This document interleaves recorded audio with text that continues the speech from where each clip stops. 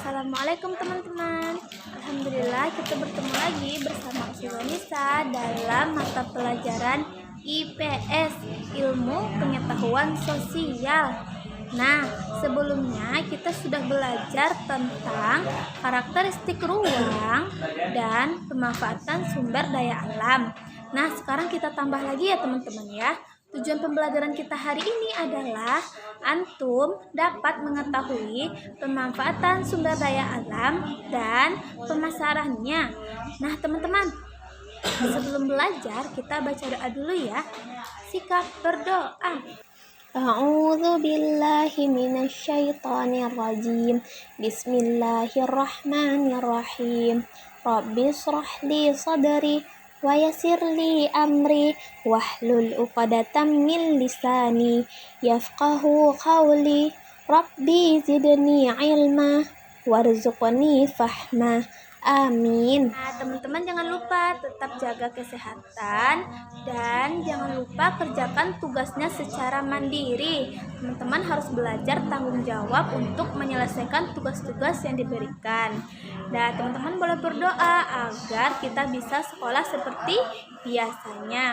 Oke teman-teman lihat ya penjelasan Ustazah hari ini. Teman-teman kalau belum paham boleh langsung bertanya kepada wali kelas masing-masing.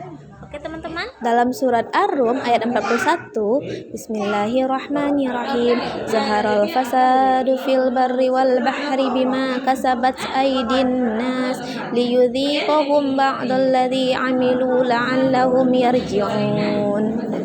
Artinya, telah tampak kerusakan di darat dan di laut disebabkan karena perbuatan tangan manusia.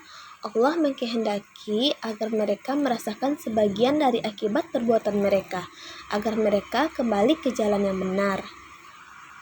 Nah, sesuai dengan pembelajaran kita minggu lalu teman-teman, bahwa kita tidak boleh merusak sumber daya alam yang ada dan tidak boleh menggunakannya terlalu berlebihan.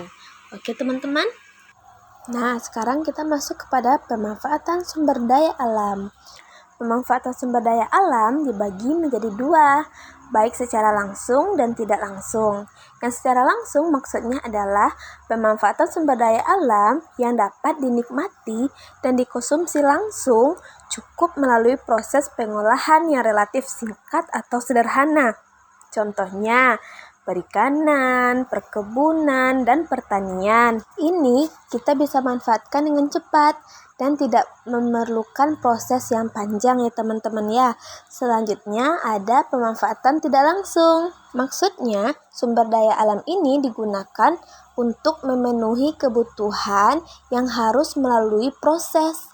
Ada proses pemilahan, peleburan, pemisahan, dan perakitan melalui beberapa tahapan. Tidak bisa langsung ya teman-teman ya, harus ada proses-prosesnya baru bisa kita gunakan. Contohnya seperti minyak bumi, barang tambang, gas alam, dan lain sebagainya. Sekarang teman-teman fokus ya, melihat contoh-contoh sumber daya alam dan manfaatnya. Ini merupakan tabel pemanfaatan sumber daya alam yang dapat diperbaharui.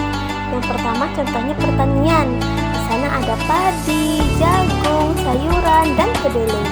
Dan masing-masingnya ada manfaatnya ya teman-teman. Padi manfaatnya bahan pokok, kedelai manfaatnya bahan baku tempe. Selanjutnya ada perkebunan. Teman-teman bisa baca sendiri ya dan simak terus. Tabel pemanfaatan tidak langsung. Pertama ada minyak bumi, gas alam, timah, belum meninggal. Nah, teman-teman bisa baca sendiri ya manfaatnya. Nah, setelah antum lihat, Indonesia itu memiliki banyak sekali sumber daya alam. Nah, salah satunya teman-teman ada temulawak, kunyit, jahe, bawang putih, kencur, dan lain sebagainya yang bisa digunakan untuk tanaman obat. Merupakan sumber daya alam yang melimpah di Indonesia teman-teman. Banyak masyarakat memanfaatkan tanaman ini untuk kehidupan sehari-hari. Kunyit contohnya merupakan salah satu sumber daya alam yang banyak manfaatnya dalam kehidupan teman-teman. Bisa untuk obat, bisa untuk bumbu dapur, dan untuk pewarna alami. Sebagai salah satu bahan baku obat tradisional, kunyit banyak dicari oleh masyarakat, baik di Indonesia maupun di luar negeri. Semakin hari, semakin banyak peminat kunyit di negara lain, teman-teman. Para petani pun sangat gembira dengan adanya peminat-peminat yang banyak terhadap tanaman kunyit ini. Tahukah antum, jika tanaman kunyit banyak diminati oleh orang, maka petani harus ngapain, teman-teman? Ya, harus membudidayakan kunyit secara banyak juga, teman-teman. Ditanam. Minuman kunyit asam merupakan minuman yang banyak diminum oleh penduduk Indonesia.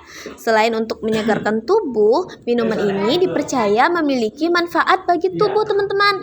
Awalnya minuman ini banyak dinikmati oleh penduduk di Jawa. Namun, seiring berkembangnya waktu dan masa Covid ini, hampir seluruh provinsi di Indonesia meminum minuman kunyit asam karena bentuknya lebih praktis dan bisa dibeli dan tinggal hanya seduh lagi, teman-teman. Tidak perlu lagi untuk memarut kunyit tersebut. Itu bentuk dari pemasarannya, teman-teman ya. Masih banyak lagi, teman-teman, manfaat-manfaat lain dari tanaman-tanaman yang mudah kita temui. Teman-teman bisa ya cari tahu. Banyak sekali manfaat dari sumber alam yang bisa kita gunakan ya, teman-teman ya. Tapi ingat, jangan gunakan secara berlebihan. Dan untuk sumber daya alam yang susah untuk diperbaharui, jangan sampai kita boros dalam pemakaiannya ya, teman-teman ya. Tugas antum hari ini adalah antum lihat ya.